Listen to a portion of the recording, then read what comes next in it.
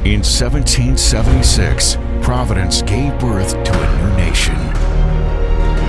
Birthed on the biblical principles of self-government and individual freedom. To secure this bastion of hope, our founding fathers pledged their lives, their fortunes, and their sacred honor. They left us an example of patriotism and leadership.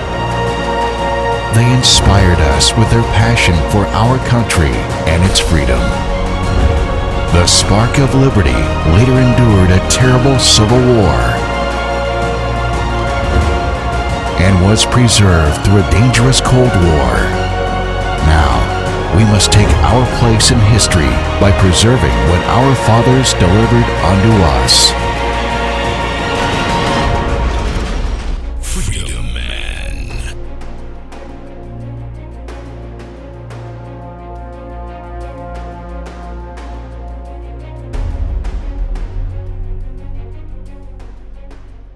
Welcome everybody to tonight's presentation. Here we're coming to you live from the Sound Alive production studios here in Orlando, Florida. And we are so happy to have everybody here with us. We want to go ahead and get rolling right away, but we do want to let you know exactly how this all works here tonight because this is a live presentation. If you'll note there beneath me in the Zoom interface, there is a chat button. And if you type in that chat button, your little chat window will pop open and you can type and communicate with me. So you know I can see half of you guys. I can see about 50 of you guys over here on this side, another 50 over here on this side. I got two different screens to see all your lovely shining faces. And then off to the left over here, I have the chat feed where I can see everybody here's chat. So just to make sure that this is working, that you can hear me, that we can communicate, go ahead and type into the chat box where you are calling in here from tonight or where you are zooming in here from tonight. And we got Roxy from Idaho. She says, howdy. Jessica from Utah, Adam from California, Lawrence from Chile, Terry from Emmett. And we got Tim from Boise. And now it's just popping up so fast. I can't even keep up with you guys. But the point is you guys can see how this is going to work and how we can communicate here together tonight. Now, of course, the subject for tonight is government subsidized child trafficking here in America. It is a very serious topic, and we're going to get through it here tonight. Now, assisting us here in our studio is none other than our producer, Boney the Dinosaur. Actually, he's not right there right now, but we've also got Miss Nerdly, who is our official program observer, and some of you guys understand the reference there. And then we have our chat moderator, who is our Capcom, who is right here with me in studio as well. So they're here to the sides of me. They'll be moderating and assisting us with the presentation tonight and also communicating with you guys in the chat and getting my attention if need be, if I don't see what's going on. We got Mike from Phoenix, Linda, Joe, and Duke as well, Jacqueline from New Jersey, Mary from Montana, T. Hunt from Salmon, Idaho. Just thought I'd throw that out there because we got you guys right over here. Now, later on in the broadcast, we're also going to be doing some Q&A. Our good friend Ammon Bundy is going to be jumping on with us as well. And if you want to be involved in that, we can bring you up live just as if we were in the room together. And the way you do that is in the Zoom interface beneath me here, there is a reactions button like you see right here. If you click that reactions button, you're going to see this raise hand button right here. So your digital hand can be raised. If you click that button, that will pop up on the screen for Miss Nerdly, the official program observer, and she can bring you up to bring you on live. Now, I might be asking questions to you guys during the broadcast, and if you just raise your hand like your physical hand, I'll be able to see it on the two screens. Hey, there's Garth. I can see you right there, brother. Good seeing you, man. So just so you guys know, I can see you, and this is all live. So let's go ahead and get rocking and rolling. I just wanted to get that housekeeping out of the way so you know how this all functions, and let's rock and roll. So what I'm going to be presenting to you guys tonight is what we already mentioned. It is government subsidized child trafficking, and I contend it is one of the greatest evils in our country right now. There is a government subsidized child trafficking ring. It is being subsidized by the federal government, and every single state is involved. There is no place clean in this regard. Now, CPS, what you guys know as Child Protective Services, what we call child profiting systems, it is the biggest child trafficking ring in the history of mankind. That is a legitimate and literal fact, and you guys are going to see this here tonight. Now, I'm making these assertions. The question is, how exactly am I going to support these assertions? Well, I'm going to support these assertions with factual data that is publicly available from public sources. And of course, I'm going to be sharing with you guys my own personal experience from the Baby Cyrus case, who of course is my grandson, and he was kidnapped by CPS. I again am Diego Rodriguez, very happy to be known as Baby Cyrus's grandpa. And there's the little guy right there. Now, for those who are not aware of the Baby Cyrus case, we'll be sharing it with you guys tonight and some details that you've probably never heard before. But what you're going to learn tonight about the Baby Cyrus case is, number one, yes, it was completely illegal, but you're going to learn that the law doesn't matter to the authorities anymore. They routinely break the law over and over again. So you cannot think for a minute you're protected just because the laws protect you. The laws don't protect you anymore when those who are in authority are serial violators of the law, and there are no consequences against them for violating the law. Number two, you're going to learn here that those who violated the law knew they were violating not only the U.S. Constitution, but also Idaho state law, which is where we lived at the time, and that the police, who are the primary and chief offenders in this regard, are doing this every single day in America. And the most painful thing for me to share with you guys is that Baby Cyrus's case, and I know many of you are familiar with it, it was not even the most egregious case that we know about or that we've heard about. Now, I'm going to have to let you guys know that I'm going to make you feel very uncomfortable tonight. You are going to hear and learn some things tonight that are going to make you very uncomfortable. Number one, because once you hear them and once I've told you, you are therefore accountable for them. You're accountable for what you're going to do with this knowledge and information. You can no longer claim ignorance because you now know. And number two, you're going to be very uncomfortable because just the facts themselves are so painful, so evil, so egregious that it's going to make you very uncomfortable. But I'm going to be just 100% telling you the truth. Everything you're going to hear tonight is just the truth, but not everybody loves the truth. And this is why even the Apostle Paul said, have I become your enemy? Because I tell you the truth. It was a question he asked the church in Galatia. And of course, beyond there, we have to understand that not everybody wants the truth. Not everybody loves the truth. You might wonder, how could it be that people could see these things and hear these things and just not believe them or just reject them? But they believe everything that popular media, corporate media tells them. They believe everything their government tells them. They believe everything they see on CNN, but they don't believe truth. Well, the reason for this is simple. The Bible itself tells us that it's because they don't love the truth. And if you don't love the truth, the Bible says that God himself will send you a strong delusion. Not that so you might believe a lie, but that you should believe a lie, is what the scripture says. And the reality is there's so many people here who don't believe the truth because they don't love it. And they'll ultimately be damned because they don't believe the truth, but they have pleasure in unrighteousness. If you wonder what's going on today and you look around this world and it's so messed up, and it's completely upside down, good is evil and evil is good, man is a woman and woman is a man, and there's no such thing as a man or a woman, and on and on and on. And parents raising their own children is evil, but the government kidnapping their children for profit, that's okay. How could these things be? It's because the world is under a strong delusion because they don't love the truth. But I hope and pray that you guys are here tonight because you want to know the truth. You want to be made aware. You want to have the knowledge, and you even want to be accountable. Even secular sources understand that not everybody loves and wants the truth. Ayn Rand herself once said that the truth is not for all men, but it's only for those who seek it. And she was absolutely right about that. Not everybody can handle the truth. Not everybody loves it. Not everybody wants it. Not everybody can handle it. Much like the famous saying from the movie. You can't handle the truth. So, just threw that little blip in there to remind you of that piece of our culture and everybody recognizing where that clip is coming from. So, here's some questions I'm going to raise here for you guys tonight. And these are the things that are going to make you guys feel very uncomfortable. One of the questions I'm going to ask you is America still the greatest country on earth? Now, I do personally believe that we have been, that our founding, that our history, that our principles, that the history of our country gave us what once was the greatest country on earth. But the question is, are we still the greatest country on this earth? Are we the freest country on this earth? There's another question to ask yourself. For those who've never been outside America's borders, I know undoubtedly because of propaganda, you believe, hey, this is a free country. This is the freest country that there's ever been. But is that so? For those who love the Republican Party and think the Republican Party is conservative and it protects people and on, I'm going to ask you the question tonight, is the Republican Party even worthy of our support? I'm going to go further and say, do American police officers at large deserve our respect? I can tell you that when I grew up, I believe the vast majority of them did. But the question is, do they still?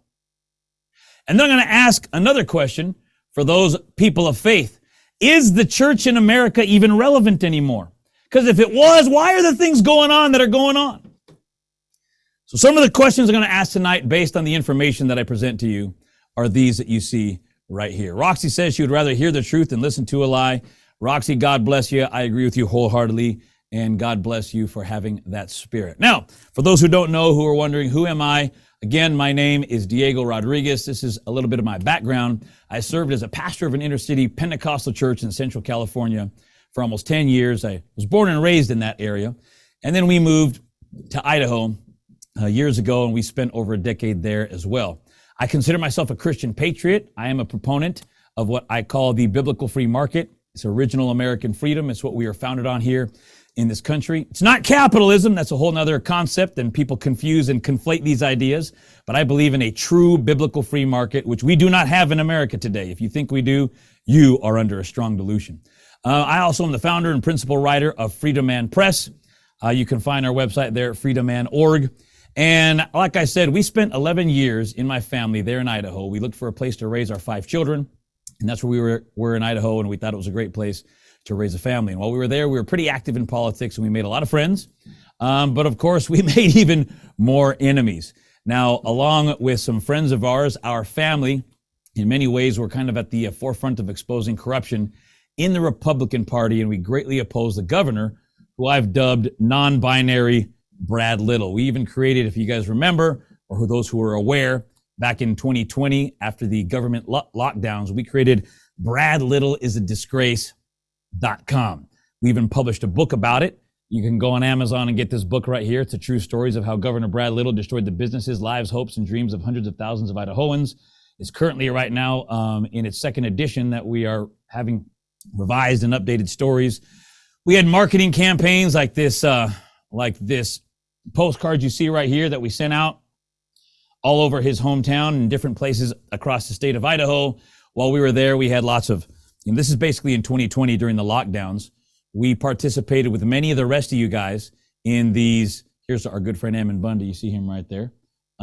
We were there doing what? Protesting with so many of you guys. Fighting back against government tyranny, fighting back against tyranny, period, there in the city of Boise there, the capital of Idaho. Some of you guys might remember as well, during COVID there in March of 2020, we were fortunate there with our good friend Ammon and the Idaho Freedom Foundation and some others to have a church service there in Ammon's warehouse. You can see here's a picture of it here. Of course, they said that we had about 60 people there when by our count it was over 200 people. This actually was news all over the country and even all over the world. This here, of course, is just one example of a news article that we live in a day when a church service was actually newsworthy. People just having church was something worthy of a news article because the tyrants were shutting down churches. And if anybody dared to consider actually having a church service, then that was something that was newsworthy. We later had several people go out to the governor's home and we protested in front of his home. You can see that here. So we have an official redress of grievance that we are going to hand to the governor if he is here at his house. If he's not, we'll leave it at his door. We are 100% within our constitutional right. Correct. You guys can all follow us up to the front door. Yes. While we knock on the door to ask him to receive our petition.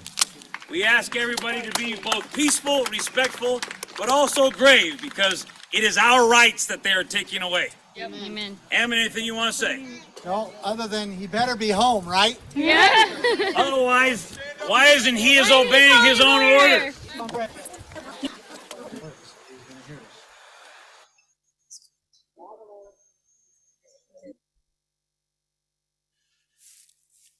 So anyhow, that was going on during the COVID scam.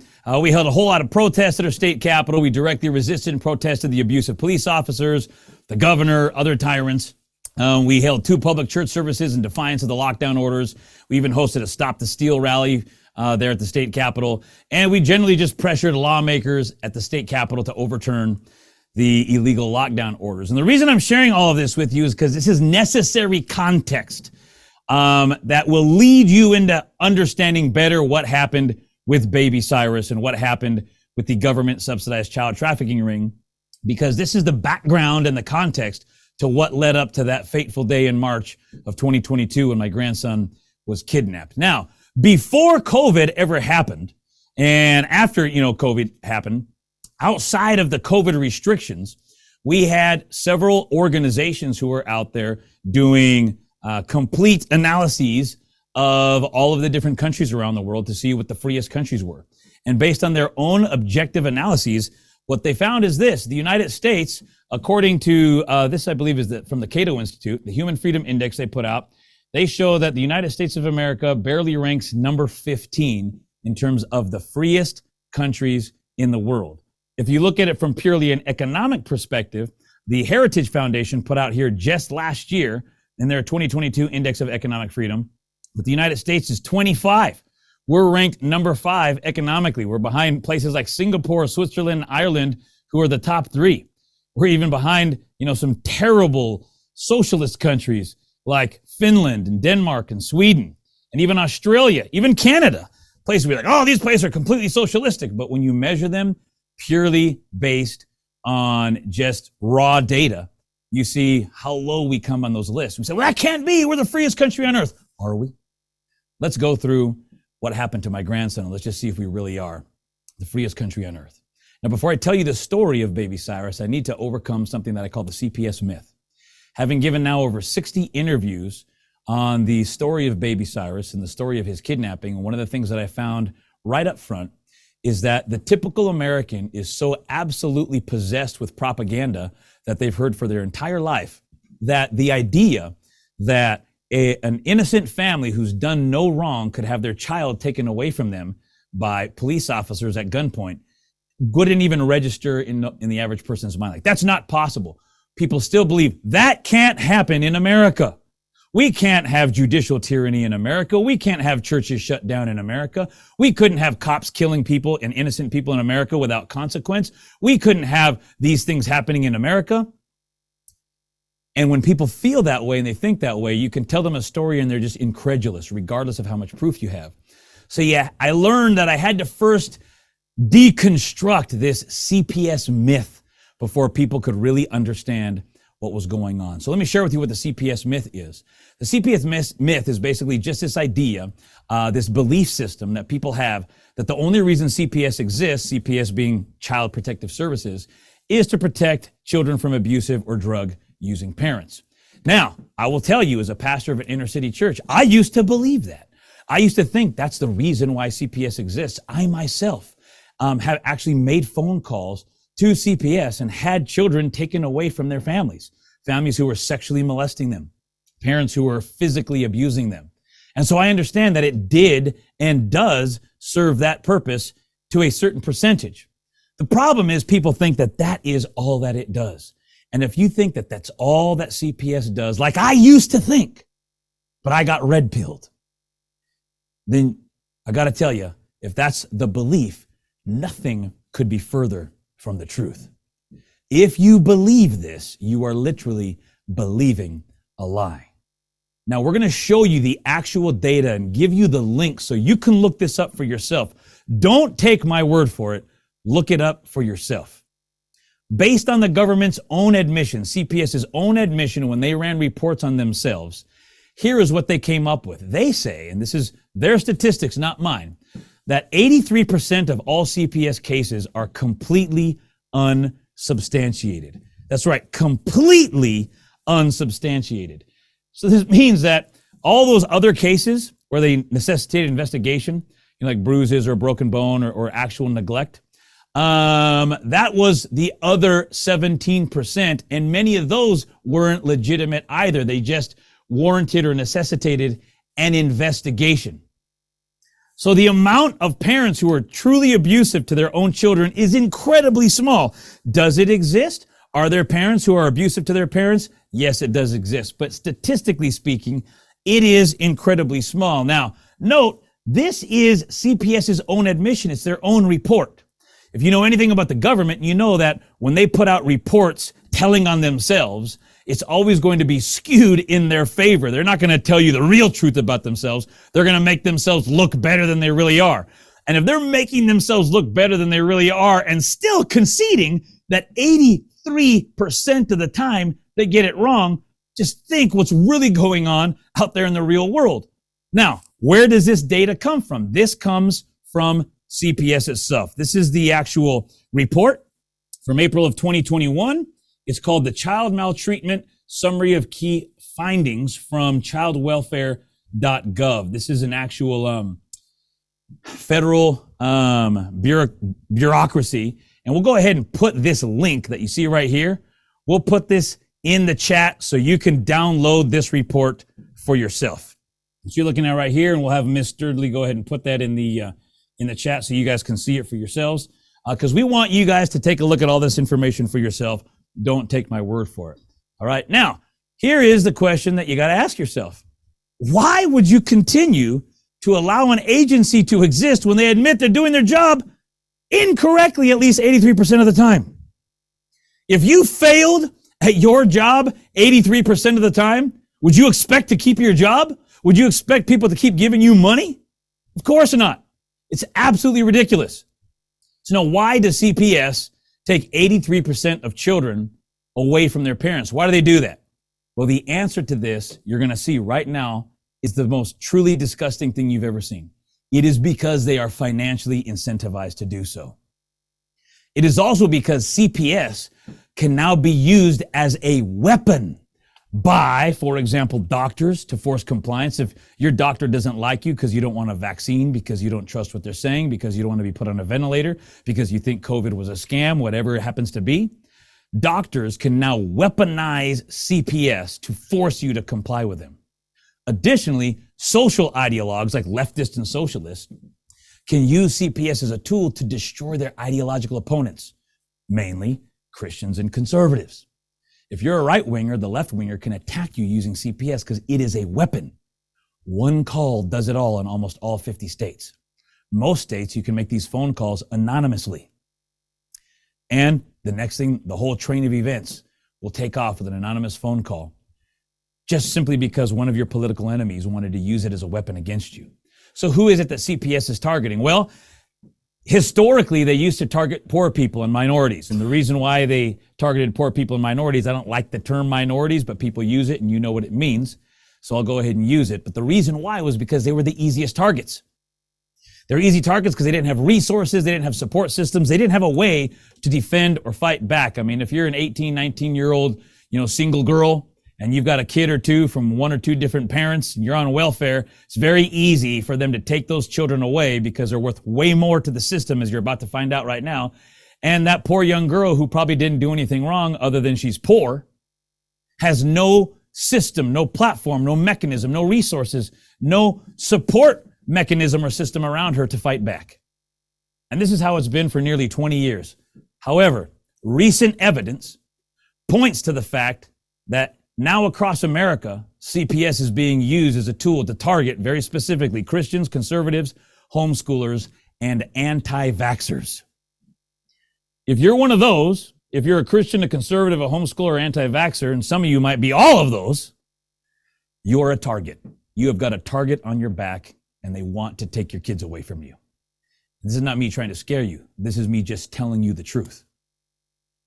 Now, I want you to recognize that having your child forcibly or forcefully taken away from you at gunpoint is the definition of kidnap. This is the definition of it. And if you want to know what God thinks about kidnap, God already declared his judgment by telling us in Exodus that anybody who kidnaps another and either sells him or still has him when he is caught must be put to death.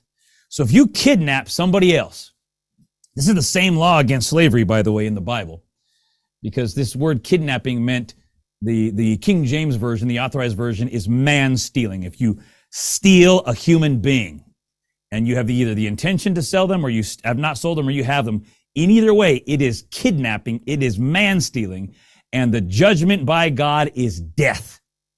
Now, modern day terms and definition, we understand that if you kidnap for a profit, well, that's child trafficking. This is exactly what we call child trafficking. If you are kidnapping people, it's human trafficking. If you're kidnapping children, it's child trafficking. If you're doing it for profit, in other words, if somebody is making money off of the process of that child being kidnapped, that is child trafficking. And what you are going to see right now is that CPS and dozens of other agencies and bureaucracies are all getting money from the kidnapping of your children, my grandson, and everybody else around this country who has suffered at the hands of this system. And every last one of them is therefore participating in child trafficking, including the doctors, including the police officers, including the hospitals, including the CASA system, including foster care parents in the foster care system. Sorry to be the bearer of bad news, but they are also participating in it. And some of you might think, well, I'm a foster care parent. Well, I want you to know where that money's coming from. And I want you to know what that system is that you're actually participating in. You're going to see it tonight with your own two eyes. So in order to really get your head wrapped around this, you need to understand very quickly the history of CPS. I'll go over this very, very quickly for you. And for those who say, well, I don't even know what you're talking about CPS, because there's people here from all over the country who are on this broadcast tonight. Just note that CPS has lots of other names. Here in Florida, it's called DCF. Lots of places call it DCFS, DCS, and certain other places. But it's all basically CPS, or Child Protective Services. Really should be called Child Profiting Systems. But this all basically got started back in 1974 with a law called CAPTA. And this was the Child Abuse Presentation and Treatment Act. Child Abuse Prevention. I don't know, that's a typo right there. It's a Child Abuse Prevention and Treatment Act. Basically what this did is it gave the government this far-reaching authority over what they called child welfare. And it was not a good law at the time, but it was basically benign. And the reason it was basically benign is because the states had to pay for it themselves.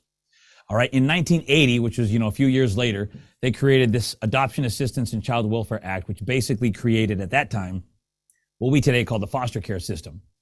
But again, the funding here mostly came from state governments. And in fact, back in the day, in the 80s and even into the 90s, CPS and the foster care system literally had volunteers involved making phone calls as if it was a Rotary Club or something like that. And they were trying to get donations. They were trying to reach out to members of the community to donate to the foster care system back in that time, because there was not government funding at the federal level. But all of this changed in 1997 with what is called the ASFA law, or the Adoption Safe Families Act. Now, this act, which I actually have the entire thing right here in my grubby little hands, this law financially incentivizes every single state in the country to kidnap children for profit. And it's basically an endless source of revenue, because the money now comes from Social Security Title IV. So all you senior citizens who are hearing that you're not going to get your Social Security benefits, or that they've raised the age from 60 to 65 to 67, now to 69, and your benefits are going down further and further and further. Well, it's because billions of dollars are going out to pay the states for kidnapping your children. Now, this was all championed by Bill and Hillary Clinton. So this ugly beast right here is the one who championed this. Now, I'm going to show you here in this is the actual law. This is the actual text of the law. And we'll go ahead and put the link to this law. We'll have Miss Nerdly put it in the actual chat so you can download it and read it for yourself. This describes the entire law and what it does, but there's a very interesting part here that you'll see, and I'll just read it to you right from the law.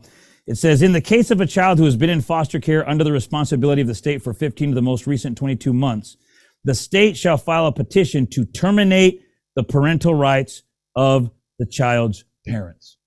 This entire law was created so that they can do everything possible to keep your child out of your physical custody for 15 of the previous 20 months, or 15 months in a row, because as soon as that happens, you as a parent automatically lose parental rights over your kid.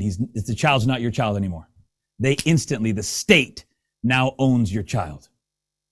Now, the question is, okay, if this law, and it's right here, you can look it up yourself. The funding for it is in here. You can see all the funding right in here for how much money or how the provision is made out of Social Security Title IV. It's all right here in the back. Just look it up yourself. There's just a lot of details in it. I'm not going to go over tonight, but we've put the link right there so you can download it and look it up yourself. But the question always is, well, Diego, how much money is being paid? Well, the answer is nobody knows. There have been many people who've tried to determine how much money has been transferred from the Social Security Fund to the states, because it's the federal government paying each of the 50 states. And their best estimates are currently between 60 to 80 billion dollars have been taken from Social Security funds to give to the 50 states to kidnap children. I want you to just think about what in the world that figure really means. It's absolutely insane.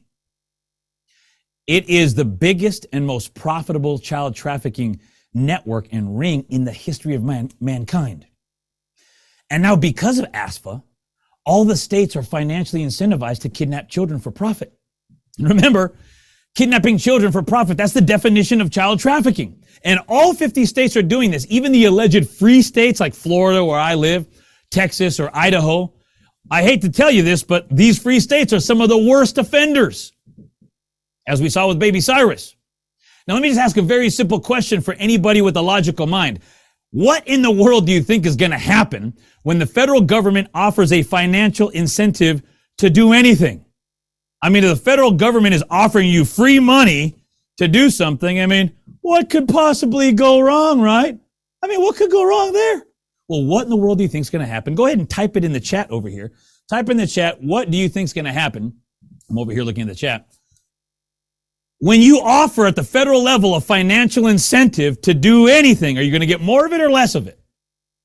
Which one? Well, you're obviously going to get more of it. Do you think there's going to be, Mira says everybody's going to get a share. You're right. Charlie says lies, lies, lies, lies. You know, Adam says the fraudemic will happen. All these things are all correct. Kate, you have a corrupt medical system. You will get all those things.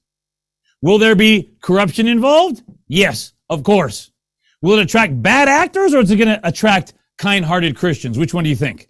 Is it going to create dependencies on those financial incentives, or is it going to encourage independence? In other words, once you get bureaucrats who are living off of those financial incentives, are they going to be very quick to try to tear those things down, or are they going to be dependent upon that money coming in and the means by which they grab that? And then finally, will it create thoroughly embedded deep state bureaucracies, or will it minimize government? I mean, just think about it. Just think about it. All right. Now, by way of example, just so you see how this works, by way of example, according to the law, according to ASFA, and according to the way that this is rolled out in all 50 states, because all 50 states are basically required to have their own version of the ASFA law, and you can just read about it when you download this document here. All the 50 states have to have one in order to get those funds, and so all 50 states do. In Idaho, it's called the Child Protection Act, I believe, is CPA. Florida, it's called something else. But they all have their own version of ASFA because they need to have it in order to get the federal funds. It's the exact same thing that happened with the CARES Act. If you remember the CARES Act, everybody had to have their own version of the CARES Act at the state level, and all the legislatures were out there scrambling to get it done so they could get all that free COVID money. Same exact idea, same exact concept, and you can download that and read about it for yourself. Well, when a child is kidnapped forcefully by gun-wielding police, money is then made available to the state. When that child is then turned over to foster care, which often takes place within 30 to 60 minutes from the time those corrupt police officers kidnap that child, more money is made available at that point. Then every single month, the state gets paid for having the child in its care. Now, I know people understand if you're a foster care parent, you get money every month for every child that you have in your custody. But what you don't know is that the state you're living in gets about 5 times more money than you're getting every single month. So for example, let's say you are getting, or it could be 10 times up to, let's say, for example, you are receiving $500 a month per child. Well, the state that you live in is getting $5,000 a month for that same child that you're taking care of for administrative costs. I mean, it is a cash cow. And as you guys already noted, what I read to you is that after 15 consecutive months out of the parent's care, the parents lose all of their parental rights and the child is then put up for adoption. And there's actually bonuses that you'll read about in the ASFA law that the federal government gives to the state for adopting those children out. So once that child's adopted, there's even more money, bonus money given. Oh, and by the way, if you can mark that child as a special needs child, and you can do so just by claiming they have ADD or ADHD, the state gets even more bonus money. So they're incentivized to take your kids, say, oh, they got ADD. Let's drug them up. Let's give them drugs. Let's give them Adderall. Let's give them Ritalin. So now we get more money from the federal government, from the federal bureaucracies, because now they are special needs. Now I already know what some people say, but police and doctors and social workers, they would never do that. That could never happen. I understand that years and years and years of propaganda draws many people to believe that that could never happen in America, even though it happens every day, thousands of times every day. But for your consideration, I challenge you to read this book. This is a book called Ordinary Men. It's written by Christopher M. Browning. It's been recommended here, recently become popular because Jordan Peterson has encouraged people to read it. And he said very specifically that reading this book will literally change your life. And he said he cautions people to read it because you don't take a book that has the power or potential to change your life lightly. And here's what it says about Ordinary Men. It's the true story of Reserve Police Battalion 101 of the German Order Police, which was responsible for mass shootings as well as the roundups of Jewish people for deportation to Nazi death camps in Poland. Now, here's what he's arguing at the end of the day. He says that most of these men who were in this battalion who committed these atrocities, he said, these weren't horrible people. They weren't evil men. These were not demonically possessed individuals. They were just everyday, ordinary men. They were police officers. They were soldiers. They were guys that you went to church with. They were Sunday school teachers. Regular, ordinary people. But because of the dynamics of conformity, in other words, the human nature of wanting to conform to everybody else, having deference to authority, got to do what the authorities say. Ever heard that before? Just doing my job. I'm just doing my job. Ever heard that before? Role adaptation and the altering of moral norms justified their actions. How in the world could a police officer go in there and just kidnap it? Ordinary men become incredibly wicked over time if there are no consequences for their actions. Now, by the way, talking about this altering of moral norms to justify their actions, just so you know, according to pro-gay groups, the Family Equality Council, they tell us here, this is from their own report, that same-sex couples raising children are 7 times more likely than their different sex counterparts to be raising an adopted child. So when these children are being taken away from your family, your child is being kidnapped, it is 7 times more likely that they get adopted out through CPS to a gay couple than otherwise. Because this is where gay couples get their children from. This is where it's going on. Talking about altering of social norms. Now, what are some of the reasons that these cops are using, and social workers, to justify the kidnapping of children? Well, let me know if you've ever had a child who fit any of these descriptions right here. One example is, well, the child was sad. The house was dirty. There were crayon markings on the wall. Ever had that? The family is too religious. They go to church too much. The children have to do chores. The laundry wasn't folded. The children aren't being home, or the children are being homeschooled. So that's educational neglect. Or maybe the child is too skinny. He's underweight. Something they call failure to thrive. If your child is just too skinny, as far as CPS is concerned, as far as a cop's concerned, that's justification to kidnap your kid. So let's talk then about this modern day CPS child trafficking ring. What does it look like in the everyday real world? Well, this is basically what the ring looks like. It starts off with the federal government, and the federal government gives money to CPS. Now, generally speaking, the federal government is giving that money to the Department of Health and Welfare in all the various states.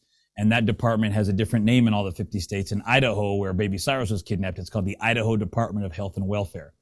But it's different in all the states. And so CPS is under that umbrella, but that money is coming from the federal government and it goes to CPS. Okay, so now what happens is, in addition to this, from CPS now being alerted to a child who they want to kidnap. They then send out these stormtroopers, these brown shirts, the Gestapo called the police, who do whatever they're told, have no morals, and are getting paid through their agency for this as well. The police go out there, kidnap your child. In many cases, ambulance companies are involved because they're going to get paid for this as well. Then, of course, these children are sent to the hospital. And once they go to the hospital, Medicaid dollars open up to them. So in addition to any direct or indirect funds that may or may not go directly to the hospital, once a child is there in a hospital, the hospital will put that child on Medicaid. They did this to Baby Cyrus, and then just use that child like a debit card. Marissa tells me that they actually had a barcode on a bracelet that they put on Baby Cyrus's wrist. And they just start ordering tests. Oh, let's get some blood tests. Beep. Oh, all right, let's do a urine test. Beep. Oh, let's do a fecal test. Beep. Oh, let's go ahead and run them through this x-ray. Beep. Oh, let's go ahead and order this equipment. Beep. Oh, let's go ahead and do this barium contrast test. Beep. And every single test imaginable, and they just scan it. And it's all being paid for by the federal government. Because now free money is made available as soon as that child gets put there into the hospital. After some period of time being there in the hospital, of course, that child's going to be dumped off to foster care, and foster care is going to be getting money for that child every single month. And then there are these endless programs and brand new bureaucracies that get built up. All right. So, for example, you have parental training, you have psychological evaluations, you have abuse training, you have sensitivity training, conflict resolution training. All of this stuff gets funded through Title IV Social Security funding. Oh, and by the way, all of the 50 states all have supplemental programs you'll see on other line items in the budget for the states for all these types of trainings and other trainings that are just bureaucracies that get fed once these children are kidnapped. And then, of course, the judges get paid as well. This is the ring, and this is a whole circle in the cycle that goes over. Go ahead and take a screenshot of that so you see exactly what is going on.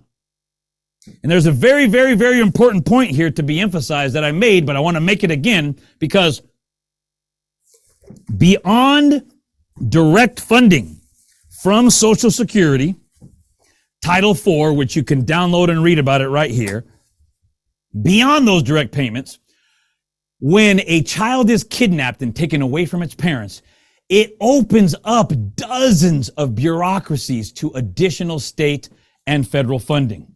Dozens of them. So the line item you might look at when you look at your state budget to see how much money your state is getting from the federal government, you say, oh, look, we got $91 million. Oh, we got $100 million, which in itself would be disgusting. But once you add up all the Medicaid payments, once you add up all the additional state funding for all those bureaucracies, for all the training and the psychological evaluations, all the additional bureaucrats that get involved, it could be another $50 to $100 million. So nearly each and every institution becomes eligible for additional funding. For example, hospitals and doctors get Medicaid and Medicare. Police agencies get supplemental federal aid money. Ambulance companies get direct government payments. They're going to get paid. So the parents didn't pay for this, so they're going to get paid by the government for that. And then there's all these endless programs and trainings with subsidies and grants from both state and federal sources that are beyond and outside of Social Security Title IV. That's the part that blew me away once you start connecting all the dots and you see there's more money beyond just the 60 to 80 billion dollars that's coming from Social Security. There's could be double that amount. We don't know. Nobody knows. Now, who is getting funded? Who's getting their hand in the cookie jar? Well, it's literally everybody. It is the police, it's judges, it's hospitals, doctors and nurses, it's ambulance companies, it's guardian ad litem. I don't even know what that is. Well, you can look it up. It's something really stupid. It's the CASA programs, the lobbying organizations. I've heard people say, no, Diego, CASA programs are volunteer. Nope. There's government funding for them, not only at the federal level, but at state levels. There's additional bureaucrats. CPS themselves is getting paid. And of course, the black market and sex traffickers are making money off of these children because even CPS themselves admit that the greatest source of sex trafficking in America comes through children lost through the foster care system. And you can look at those statistics as well. There's been a documentary made about it called These Little Ones. And you can see there's literally millions of children who have just disappeared, vanished off the face of the earth once they go into the CPS system and foster care subsequently after that. So it begs the question, well, how much money is each individual child worth? How much money is each child worth once you include all of those payments? The answer is nobody knows. Every single person who gets close enough to find the information to expose it either gets killed, commits suicide, or has one of those, quote, mysterious accidents. Well, I think you know what that means. A very famous example is Senator Nancy Schaefer. She's a senator from Georgia. She wrote a report that you can still find online. It's on our website. It's called The Corrupt Business of Child Protective Services. And right before she released this damning expose in a documentary where she was going to be releasing everything she learned to the public, her and her husband were found shot to death in their home. Go ahead and look it up online. Do an online search. You'll see here Nancy Schaefer, conservative activist. Here's a woman who is a godly Christian conservative woman. And if you guys remember the last election when they said, this was the safest the most secure election we ever had. In the same way they said it was the most secure election we ever had, the detectives, the police who went to research and investigate this death said, oh, this was the most cut and dry suicide case, murder-suicide case I'd ever seen in my life. Husband shot his wife, turned the gun on himself, shot himself dead. Yeah, nothing to see here, move along. And if you believe that, dirty Eric, he, him, his, and non-binary Brad got some swampland in Arizona they want to sell you. But at the end of the day, nobody knows. Many people who've been studying this much longer than me have come up with estimates based on their interactions with this anecdotal story and history over time. They've come up with an estimate of $1 to $3 million per child, meaning every single time a child is kidnapped, that child is now worth to the bureaucrats between $1 and $3 million. In fact, whistleblowers have come forth to testify that their own state couldn't even balance their annual budget without the revenue they get from federal government for kidnapping children. Think about that. What's going to happen in a state where unless they kidnap enough children, they can't balance their budget? Do you really think they're going to say, oh, well, we're not interested in kidnapping any more kids? We're talking about real and legitimate incentives here that are coming from the federal government to the states. A very valuable book that I would encourage everybody to get. You can go online to Amazon and you can get this book right here. It's called Legally Kidnapped by Carlos Morales. Carlos Morales is a whistleblower. You can get this book for $10. They'll ship it right to your door. He used to work for CPS. He worked there only for so long. He said he morally couldn't stand it anymore and he had to move on. He had to get out of there because he saw what was happening. And seeing exactly what's going on, the incentives, the system, the corruption, and ultimately it was just the reality that so many children were being sex trafficked through CPS and foster care, he couldn't stomach it anymore. He just flat couldn't deal with knowing that he was working for an agency, that his own paycheck was coming from the suffering of children. Now, here's a question I want to ask you that I said I wanted to ask you earlier, and that is, are you free and do you live in a free country? If you are daily under the threat of having your own children kidnapped by your own government. If you're under threat of having your children kidnapped by your own government, are you really free? I'll leave you to answer that question. Well, what's the church doing to stop this, Diego? What's the church doing? Because, the church is supposed to be salt and light. We're supposed to prevent all these things from going on. We're not supposed to be allowing this to happen. We're supposed to be out there expanding God's kingdom and preserving this world from rot and from these terrible things happening. Well, the church is doing this, joining forces with CPS, church partners with Child Protective Services to build beds for kids, churches and communities, join forces with DFPS to support children in foster care. That's what the church is doing. The church is supporting all this junk because the church is very happy to get free money from the government as well. And it's disgusting. I can't believe the church is doing that, Diego. Well, the scripture itself tells us that God said his people are destroyed for lack of knowledge because people are ignorant. Because we reject knowledge, God says he'll reject us. And we see this going on every single day. So now let me get into the Baby Cyrus story. That is the background. That's the history. Now you guys have the context of the reason why children get kidnapped, the reason why babies get kidnapped, the reason why cops are so brutal, the reason why the social services are so wicked and evil, the reason why hospitals and doctors are so quick and happy and thankful and grateful and ready to kidnap your children. Because they're getting paid. And it's also a tool to use to harm those who otherwise wouldn't obey them.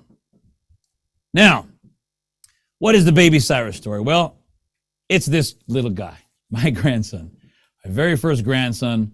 I was the happiest man on earth when my daughter and my son-in-law, Levi and Marissa Anderson, brought this little guy into the world, Baby Cyrus Anderson, that you guys are all very well aware of. At least I'm assuming you are. Some of you maybe do not know about him.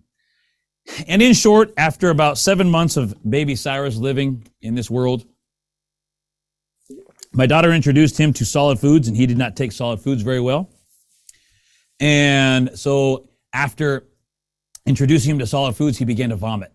And what we now know, he has a condition called cyclical vomiting syndrome. And this is a condition, adults can get it, children get it, adolescents can get it, babies get it, where they just vomit continuously, and they go through these episodes of vomiting. It's exhausting, they lose weight, they lose nutrition, etc. And so Levi and Marissa, like any good parents, were doing everything they can, taking him to health specialists. Not going to allopathic hospitals, because we don't believe or support allopathic hospitals, but going to naturopathic doctors, homeopathic healers, looking for the natural route, a more godly route that doesn't involve cutting, drugging, or burning, which is basically what the allopathic system is all about. It's just medicines, drugs, surgeries, radiation, etc. It doesn't heal, it only harms. And after going to so many different specialists for weeks and weeks and weeks, after one of Baby Cyrus's episodes, he needed to be, basically he was dehydrated and he needed to be rehydrated. And the nurse that they were seeing at the time had told them they needed to go to St. Luke's Hospital in order for St. Luke's to give him an IV so that he could be properly rehydrated. They said, no, we do not want to go to St. Luke's Hospital. Their nurse told them, as a nurse practitioner at Functional Medicine of Idaho. And the nurse said, well, that's the only place where they are capable of putting an IV into an infant. We don't know if that's true or not, but that's what she said. So out of concern for their own child, believing that this was going to be a good thing for him, and with the understanding that they were going to go to the hospital and be back out in a couple of hours to go back to the nurse, to go back and keep working on whatever they're going to be working on to determine what Baby Cyrus's problem was and why he was vomiting so much. They went ahead and went to St. Luke's Hospital. Of course, when they got there, for those who understand how hospitals work, it was not, you're going to be here just for a couple hours to get that IV. It was them absolutely treating them terrible. You're not going to leave here, etc. And they met with Dr. Natasha Erickson. Now, she immediately treated them with hostility once she found out that Baby Cyrus wasn't vaccinated. And I'm not talking about the COVID vaccine. I'm talking about any vaccines. Because yes, we're happily and proudly anti-vax people. If you don't like that, good for you. But that is our decision. It's their decision, specifically Levi and Marissa's, but our family supports their belief systems as well. So they asked to leave. Levi and Marissa asked to leave. They wanted to get out. They don't want to be there at St. Luke's. And so once they asked to leave, Natasha Erickson threatened to call CPS if they were going to leave. It's what they call AMA, against medical advice. It is a very, very, very common threat that not just Natasha Erickson, but doctors all across the fruited plains, all across America happily use this because they're mini tyrants. They think they're little gods. And if anybody questions them or doesn't do what they say, as long as you got a kid, they say, I'm going to call CPS on you.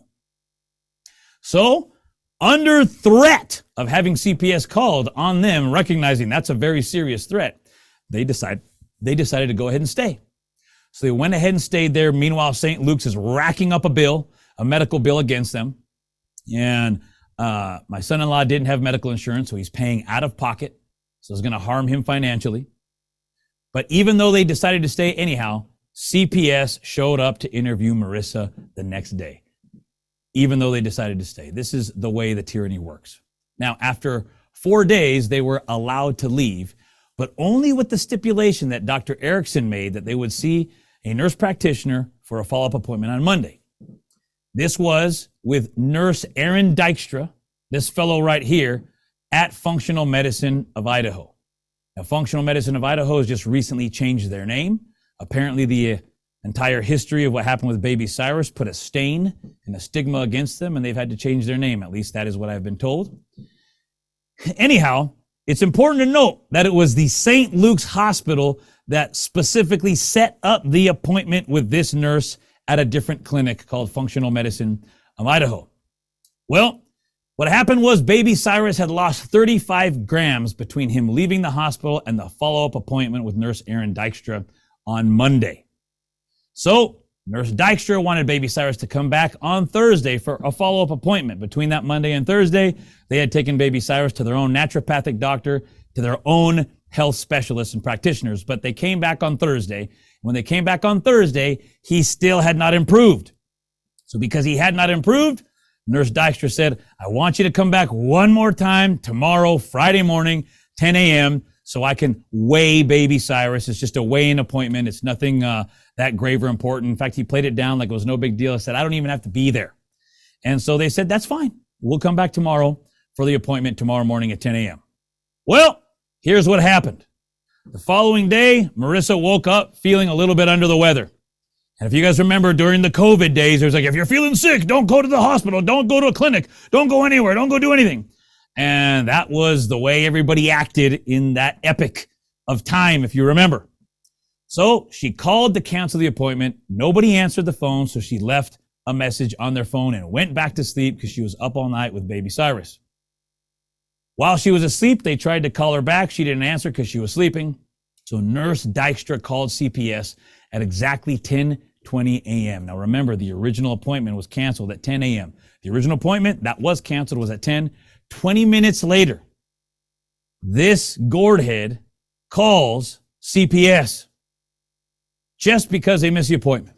And that single call, remember, one call does it all, is the impetus that started an entire train of events that ended with violence and abduction. The next thing that happened was these two ugly characters, Meridian Police Detective Jeff Fuller and Steve Hansen.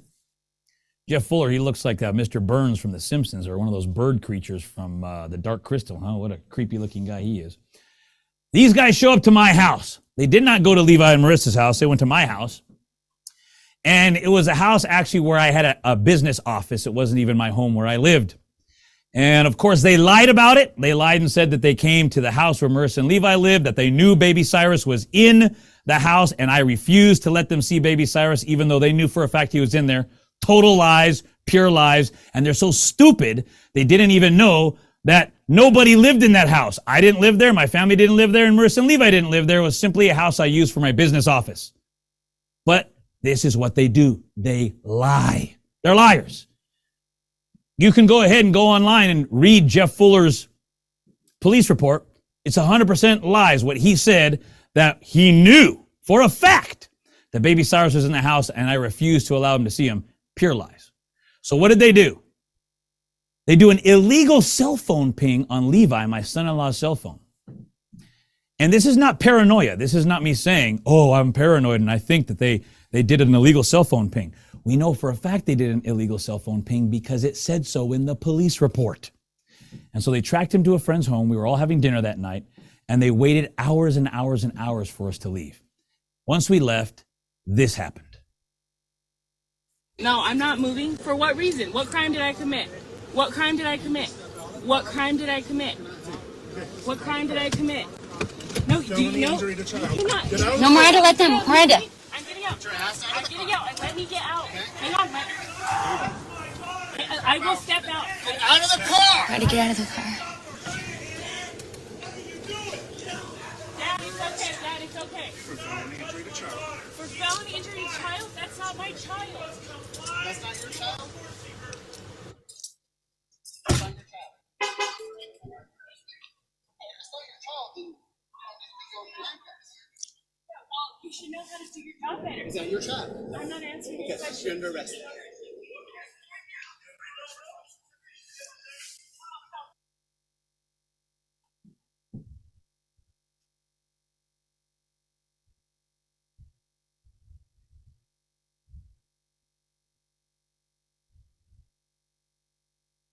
We're going to Take take him from him me. to the No. hospital. And if No. you want to go, you can Can come I along. ride with him, Yes, please? you can. Okay. Okay.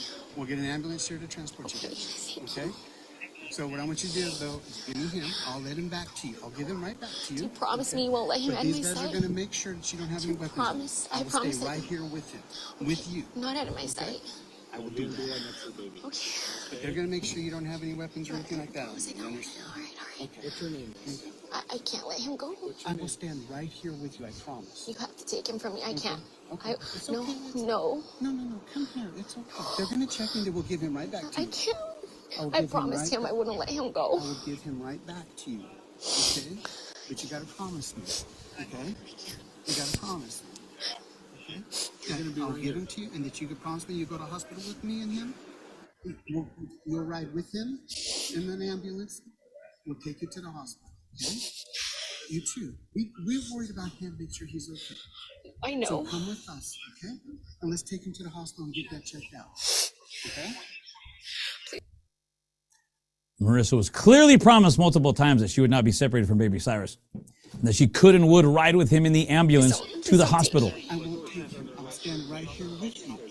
Can I hold him while you do what you have to do? No, because they gotta check you real quick, okay? Can they check me while I'm holding Not him? withhold him because Please. I don't want you to drop him. I will No, stand no, I right know here they with can you. do it. I know they can do it. Please don't let me let go of him. Come on. Marissa is then forced to wait out in the freezing cold with baby Cyrus in her arms when she speaks to another officer. No, we'll take him to the hospital, but you won't take him from me. Well, our intent is to get him looked up in the hospital. Okay. Our intent is not to take your child from you. Marissa is then coaxed into the ambulance without her husband or attorney, who was already on site, and then she learns it was all a lie. They were going to take Cyrus away, and she was not going to go with him. There'll be a shelter care hearing, okay, on Tuesday. And that's a hearing that's a hearing you're gonna wanna go to, okay? The shelter care hearing Who makes this decision? will be at 1:00 p.m. Do you know who makes this decision? Makes what decision? That he has to go in the state's custody. Well, we have, You have? based on what the doctors have told us, I can't, please. okay? We go off of what, all the information we can get from doctors and all that, I okay? can't. This is a lie. He didn't speak to any I'm not. doctor. I'm not. This is how it's gonna go, okay? No, do You- you understand? Just He's my baby. I'm listen, not gonna leave listen. him. Marissa, I'm trying to explain this to you, okay? So there'll be a shelter care hearing on Tuesday at 1:00. Okay, and you're gonna want to attend that. Okay? And that's what your part of this is. Okay, that's your next step in this. We have nobody wants to take people's children away from them. We want to get the child back to you in a healthy state. No. We want to make sure that kid is healthy. We want to get these kids healthy. Why that's can't the lie they I tell. be with him while you're doing the medical work? How am I in danger to him if I'm just watching and I'm with him? Listen to his answer. Okay. Well, we're going to go ahead and go with just what I just told you. And the okay? reason why is because if she goes with him, they don't get money. Listen, No, I this can't. is what we're going to do, okay? So this is your copy. You're going to want this. I can't. I'm sorry. I'm not gonna leave him. Well, this is how it's going to be, I okay? can't leave him. I can't leave him. I'm sorry. Guys, I can't. You understand what happens when the state takes custody of babies? I've seen this so many times. I can't be that next person. I can't. What can I do? So this, let me explain this to you, okay? This is not my case. This is almost Detective over. Fuller's case, okay? But Can you talk to him? he has made the decision to declare imminent danger, okay? So I really don't want to make this worse on you. I would like to get him the help that he needs right now, okay? But that is going to entail that he goes with us in the ambulance. No. And you leave. If No. that doesn't happen, then we arrest you. So Marissa was first promised that she would ride in the ambulance to the hospital with baby Cyrus, but now Detective Hansen is saying that if Marissa doesn't leave baby Cyrus, she will be The arrested. officer told me that I could go with him in the ambulance and to the hospital. Yeah, and I don't know what was said before then. I was not a part of that conversation. You can't take Okay. him. You can't. Okay.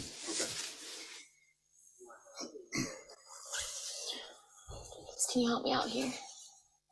Please. My concern today is for him. I know Okay, your and concern making is sure for that him, he is- but I don't cause him any harm by being with him. Okay, I'm his mother. And what you also understand is he only, he has difficulty with proteins. He only takes breast milk. So he nods his head that he realized he only takes breast milk. He really needs me, okay? I really need your help. Like I told you, I'm not the lead detective on this, okay? So I'm here assisting. Is she gonna go? What are we waiting on? Yeah, thank you.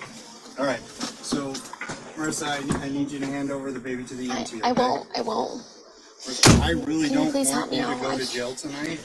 I don't. But I'm telling you, if you don't allow this to happen, you're going to jail. For how long? That's not up to me.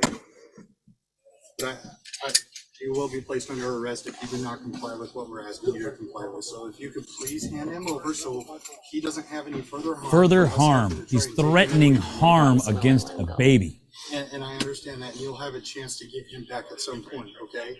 The state's all about reunification, but right But they're now, not. we need to move this. Okay? And I really don't want to have to forcibly remove him from you, but if that's the case, I will do that and you will go to jail. So you have one option at this point. You need to give him to the EMT, and you can go on your merry way with your friends and your family who's out there. It's not Mary at all. Or I remove him from you and you go to jail. You need to make that decision. You need to make it now, please. I won't let him go. Okay. Go ahead and jump out of the way for me.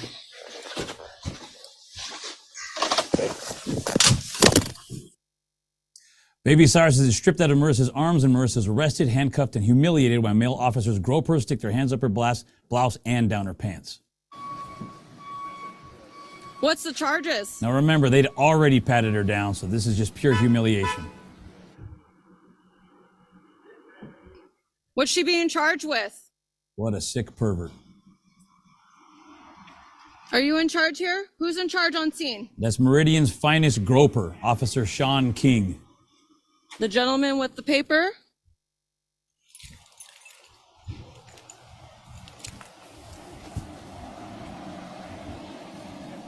Can you explain to me what her charges is?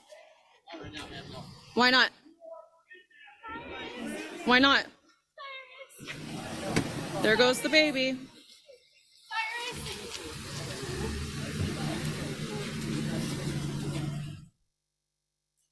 I know it's truly distressing to see that, but thank God there were a team of godly people, part of the People's Rights Network, who went directly to that hospital, followed the ambulance. And when they got there, a team of them were outside protesting, including Ammon Bundy, where he was arrested. This is a short video I'll play, but I want you guys to see how they arrest Ammon Bundy absolutely illegally. They did not tell him that he had to leave. They did not warn him. They didn't say you have to leave or you're going to be trespassed.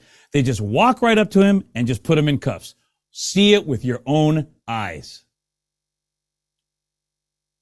Is that where we're at? The doctor can make you go to another doctor? Is that where we're at?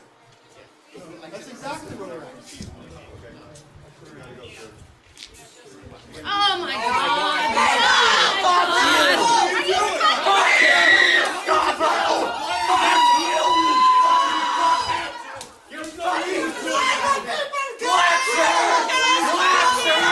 Brown shirts! Dishonorable! This is a setup! Let him go down! This was a setup! God! This was a setup! What do you let us go now! Maybe you shouldn't let, don't leave. What do you handcuff here for? What do you handcuff her for? Because I'm Can you go easy on her? She's a woman. Let them go down on her! She's a woman. This is private property. No, this is public.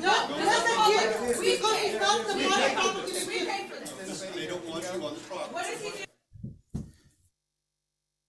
Now, as stressful as that was to watch, and for people to see and many of you guys to relive that moment, from a public relations standpoint, Ammon Bundy getting arrested and Wendy Kay as well, who you saw her get arrested there as well, was the single greatest factor in seeing to Baby Cyrus's rescue. And the reason for that was the next day it became international news that Ammon Bundy was arrested in this trespassing case, and it brought national and international attention to this case. Now, I have another question I want to ask you guys. I know this is painful, but you saw what the police officers were doing and how many of the rest of them were just standing around just watching it happen. The question is, do these police officers who knowingly break the law, they violate the Constitution that they swore to defend and protect, they abuse citizens, do they deserve our respect? And what about the other police officers who remain silent about their fellow police officers who commit such crimes? I believe it was Ammon himself who I first heard say, what we need is for the police to police the police. If we had the police policing the police, we wouldn't have this problem. But the problem is these guys get qualified immunity. There is no consequences for their wicked acts. And we, in many places, in fact, those bootlicker states like Idaho and Texas and other places, these guys are treated like gods. They can do no wrong.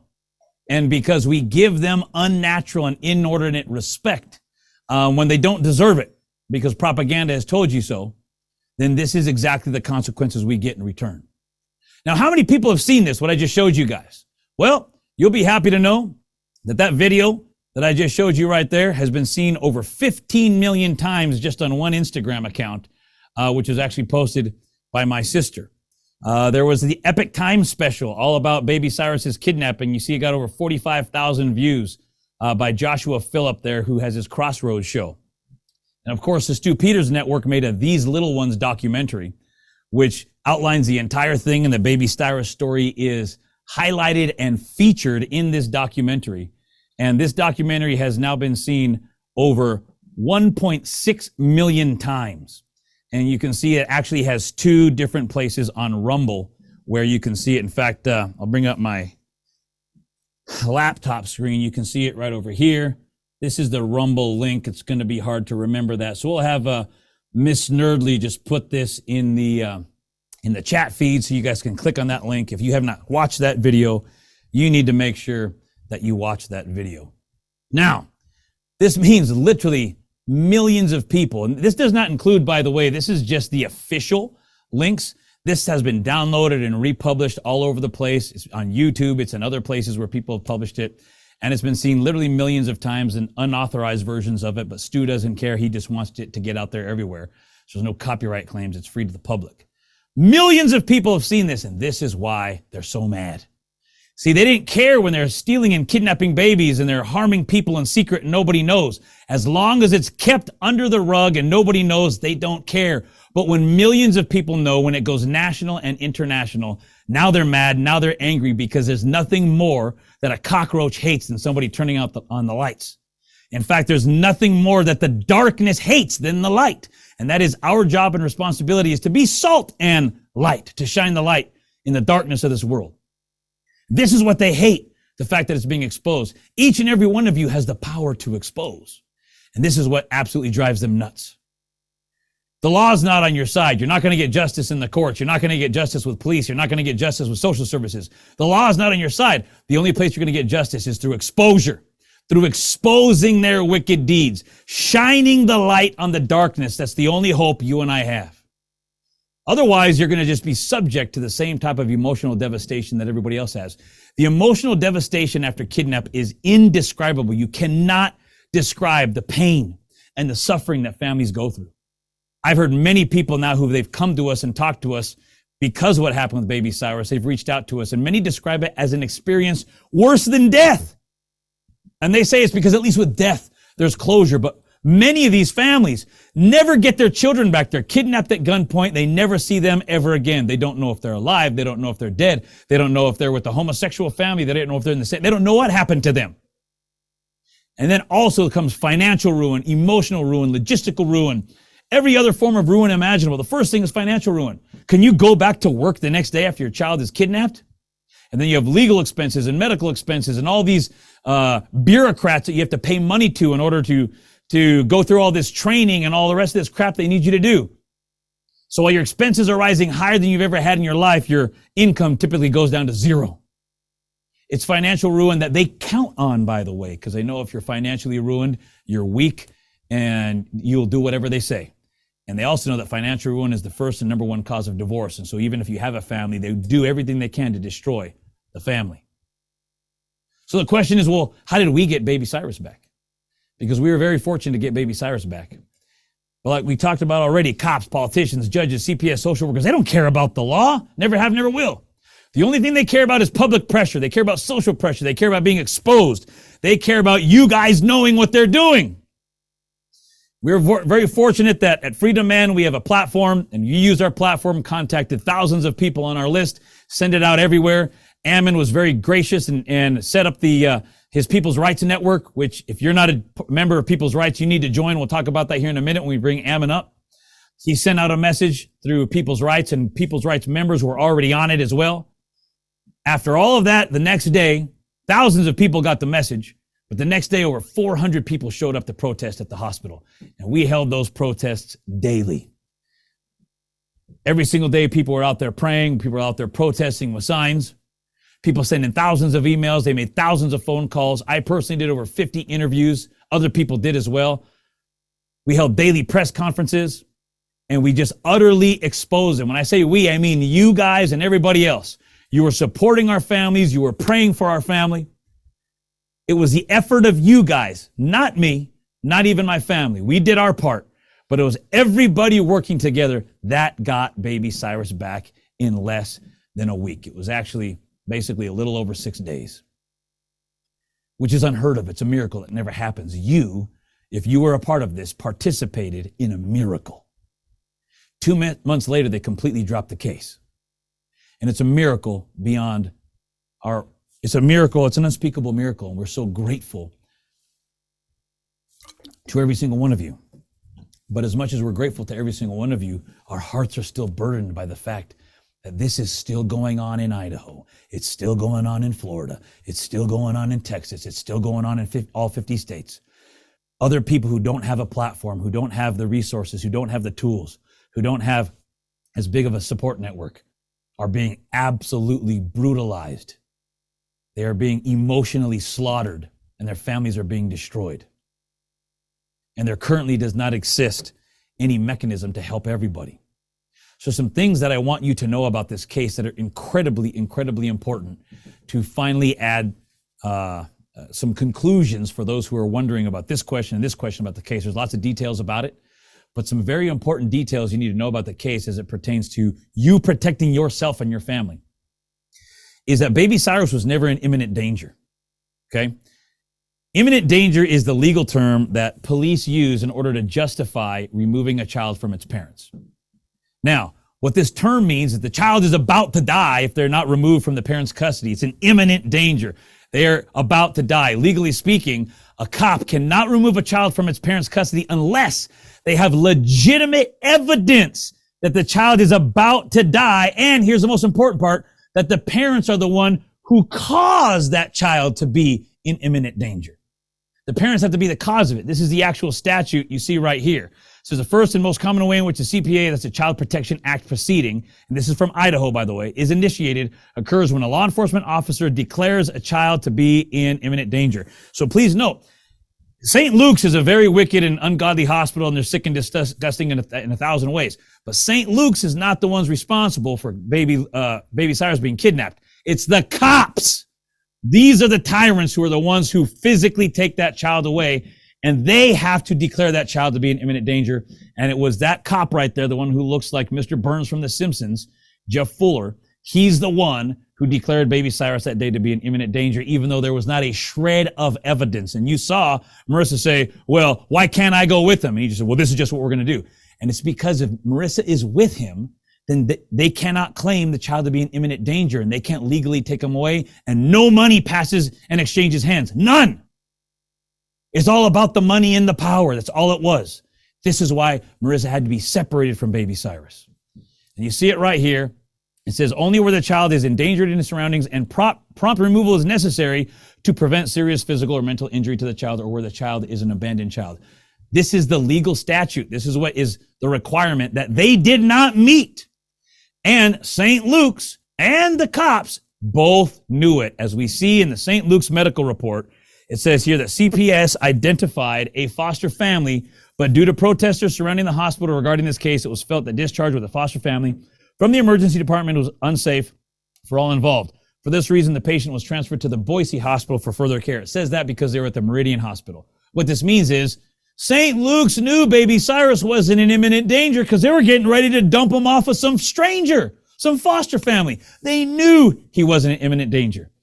The cops knew he wasn't in imminent danger. In fact, the doctor stated this on her medical report. She said, just go. This is a healthy baby without interventions. No acute life threats noted. Remember, you need a life-threatening situation, imminent danger, in order to legally justify taking the child. But they did anyhow. In fact, let's see what the doctor said. This is a healthy baby with no interventions. This is a healthy baby with no interventions. This is a healthy baby. This is a healthy baby. This is a healthy baby. This is a healthy baby. But how acutely? Oh no, he's totally stable. He's totally stable. He's totally stable. We just are gonna break some protocols and take an ambulance to a different entrance because it's a medically stable patient. A medically stable patient. A medically stable patient. You saw it there in her own words. This is a medically stable patient. He's totally stable. Wrote in the report, this is a healthy baby with no interventions. Nobody intervened in order to save him. He has no acute life threats noted. So the law was broken and violated. This is what you guys need to understand. The law doesn't protect you because had they followed the law, baby Cyrus never would have been taken. Most people, 83% of the time, most people who have their child kidnapped from them, the law didn't protect them. The law was broken and there were no consequences to the people who broke the law.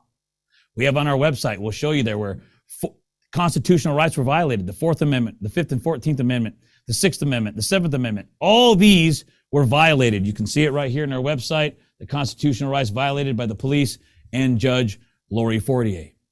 I also want you to recognize it was Republicans who were responsible for him being kidnapped. Why would I say Republicans? Because it's the lobbying group IACI that controls the politicians in St. Luke's hospitals, controls the Republican Party.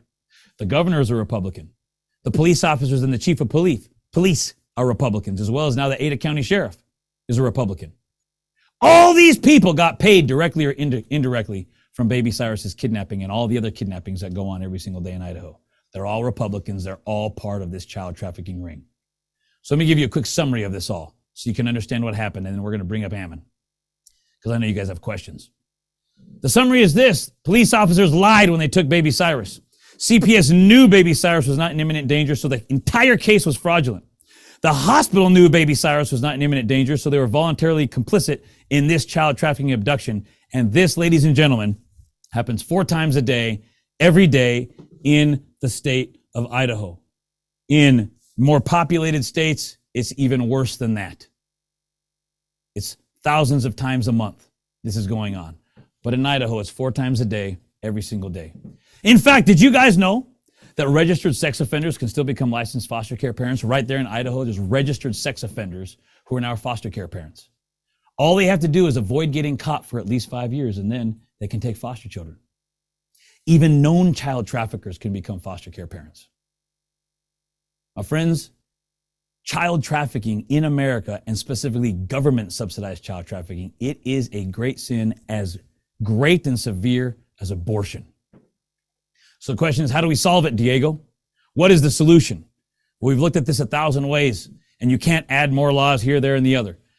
At the end of the day, the only way to stop this from happening, if you truly want to stop government subsidized child trafficking from taking place, you have to stop the government subsidized child trafficking, meaning you have to stop the subsidies.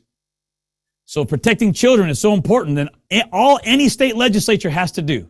And those of you in Idaho, those of you in Florida, those in all 50 states, if you want this to stop in your state, all you have to do is get your state legislature to reject the federal funding. Reject the ASFA funding. And if protecting children is so important, then let's pay for it ourselves. Your state should pay for it. The cops are already paid for. The cops, you don't need to create a new agency and a new bureaucracy for cops to protect people from being assaulted. And if a child's being assaulted, it's a person, it's a citizen in that state. We don't need a new bureaucracy just to handle bank robberies and a new bureaucracy just to handle petty theft and a new bureaucracy. We don't have bureaucracies paid for Social Security for every other crime. Only this one. Why? Think about why that is. Because they want your kids. So protecting children is so important to us, and it should be, then we should pay for it ourselves. And this would ensure that only those cases that are real and necessary get funded. And this would effectively end government subsidized child trafficking in any state. And that is what I am encouraging everybody to support. Get behind the movement in your state and force your lawmakers to say, if you don't get behind the rejection of federal funding for CPS, then you must be a pedophile or a child trafficker or somehow profiting off of it yourself. Because why else would somebody not want children to stop getting kidnapped? If you want to learn more, if you want to get involved, go to freedomman.org. You can see everything that you need to see there. Of course, you can just go to babycyrus.com if you want to learn the entire story about Baby Cyrus. We are working on building a network and an organization called the People Against Child Trafficking that can help people all over this country that doesn't exist right now. But Lord willing, we will be able to put that system together with your help going forward. So if you go to babycyrus.com and you sign up to receive our emails, we'll let you know when the People Against Child Trafficking system is all set up. I definitely want to encourage you as well to go watch this documentary put out by Stu Peters. We'll go ahead and put that link back in the chat a second time so you have that link and you can see more there at freedomman.org. Now, before I bring up Emmon Bundy, I do want to let you guys know that I have an announcement. I told you I was going to make an announcement, and that is this. Everybody's like, oh, this is crazy. This is terrible. What can we do to fight back? There's nothing we could do to fight back. Well, there's two things right now. Some of you guys know, and this is a whole nother Pandora's box that I didn't want to talk about in this presentation. And I'm up at the point at the end of the presentation that we're going to be giving here, and then we'll do some Q&A afterwards. But as I wrap up the presentation, what I wanted to let everybody know is, yes, you guys, many of you know that Ammon and I are being sued by St. Luke's Hospital for the fraudulent and false claim of defamation. There's actually 7 or 8 counts, but defamation is the one that people know about in the news. So many things are going on in the process of that case, but I want to let you know I don't have it printed out right here because my legal team is making me make some changes. So I didn't get a chance to file it today, but I'll be filing it either tomorrow or the next day once they approve it. I don't have any legal team in terms of lawyers or anything like that, but I have some volunteers who came to me, who are legal experts, not lawyers themselves, but just helping me put together paperwork. And starting now, we're going to be fighting back. I am filing criminal complaints against Holland and Hart, Eric Stidham, judicial misconduct complaints against Judge Lynn Norton, bar grievances against not only Eric, he, him, his Stidham, but all 230 of his partners there at Holland and Hart. They're all going to be bar grieved, and it's not simply just sour grapes because we don't like mistreatment and harassment, but it is because on at least 2 occasions, and possibly more, but 2 that I have already identified, he has perjured himself. He has also simulated a legal, I forget what the term is right now, but it's another law, an Idaho statute, when he served Garth Gaylord and Robert Jones a cease and desist letter claiming that they could be held in contempt of court when they have nothing to do with this case. That is actually an illegal action, and we're going to be serving them, and we're going to be making complaints, those are crimes. So criminal complaints against them, as well against the judge for judicial misconduct, and as well all of the rest of the law firm. Because so many people we got to be able to do something. We got to fight back. Well, there's only so many things we can do when the system's corrupt. But this is the beginning of us fighting back on that side. There is, however, additional good news, and that is my daughter and son-in-law, Levi and Marissa Anderson, have decided that they are going to sue St. Luke's, the Meridian Police Department, and every other agency who was involved in the process of kidnapping Baby Cyrus. They're going to be sued. We're going to start this lawsuit as soon as possible. The problem is, of course, their legal team. They do actually have lawyers and a legal team. They, of course, can't get this process started without funds that they don't have.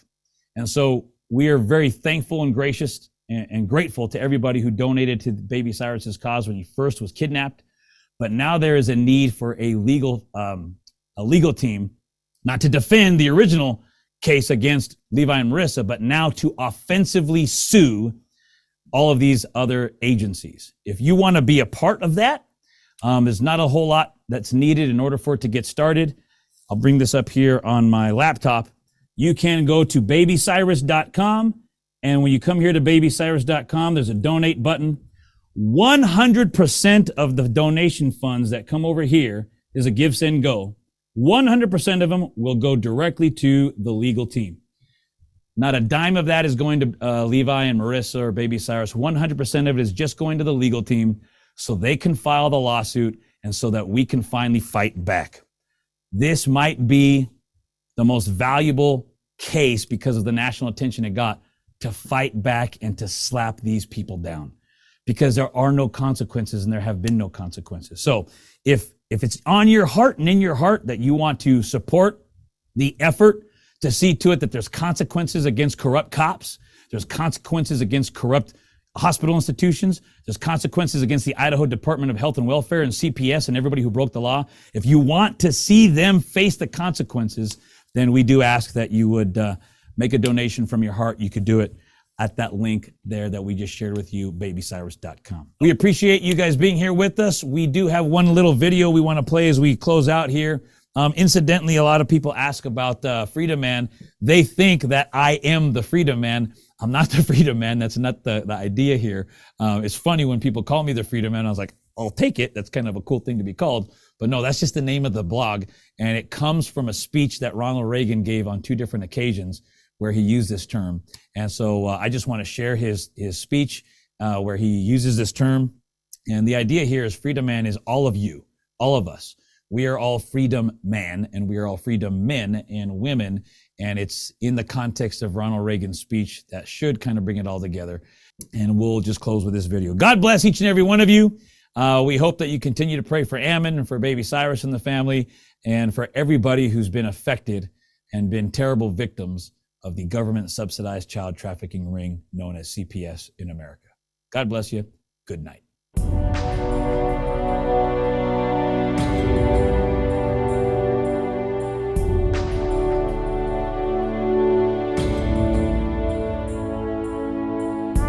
I want to thank Mr. Gary Kemp of Neenah, Wisconsin, for bringing it to my attention. It's a letter from Ordnance Man First Class John Mooney, written to his parents from aboard the aircraft carrier Midway on October 15th. Dear Mom and Dad, he wrote, today we spotted a boat in the water and we rendered assistance. We picked up 65 Vietnamese refugees. It was about a 2-hour job getting everyone aboard, and then they had to get screened by intelligence and checked out by medical and fed and clothed and all that. Their boat was sinking as we came alongside. They'd been at sea 5 days and had run out of water. All in all, a couple of more days and the kids would have been in pretty bad shape. I guess once in a while, he writes, we need a jolt like that for us to realize why we do what we do and how important really it can be. I mean, it took a lot of guts for those parents to make a choice like that, to go to sea in a leaky boat in hope of finding someone to take them from the sea. So much risk, but apparently they felt it was worth it rather than live in a communist country. For all of our problems with the price of gas and not being able to afford a new car or other creature comforts this year, I really don't see a lot of leaky boats heading out of San Diego looking for the Russian ships out there. After the refugees were brought aboard, I took some pictures, but as usual I didn't have my camera with me for the real picture, the one blazed in my mind. As they approached the ship, they were all waving and trying as best they could to say, hello, America sailor. Hello, Freedom Man. It's hard to see a boat full of people like that and not get a lump somewhere between chin and belly button. And it really makes one proud and glad to be an American. People were waving and shouting and choking down lumps and trying not to let other brave men see their wet eyes. A lieutenant next to me said, yeah, I guess it's payday in more ways than one. We got paid today, and I guess no one could say it better than that. It reminds us all of what America has always been, a place a man or woman can come to for freedom. I know we're crowded and we have unemployment and we have a real burden with refugees, but I honestly hope and pray we can always find room. We have a unique society made up of cast-offs of all the world's wars and oppressions, and yet we're strong and free. We have one thing in common. No matter where our forefathers came from, we believe in that freedom.